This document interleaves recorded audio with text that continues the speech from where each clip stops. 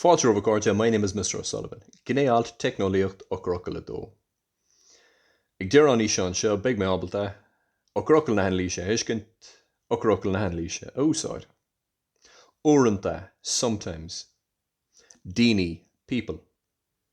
Gafa le, addicted to. Níl siad abalta, they are not able to. Na skillina socialta, the social skills. An umarca úsáide, too much use. Déanamí darmad we forget. Na rudí eile, the other things. In our sale, in our life. Córá, conversation. Cólúdar, company. Tarlíonn sé, it happens. Dini ashtucha, strange people. Ar an idirlín, on the internet. Seolan dini, people send. Pictúr dóibh féin, pictures of themselves. Níl mór an curamachcha, they don't have a great understanding of.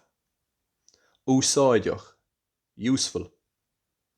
Vulling, I would recommend or I would advise. A bheith cuaramach, to be careful. An istá mé abalta, Eochairfhocail na hanlíise hiiscint, Eochairfhocail na hanlíise a úsáid. Slán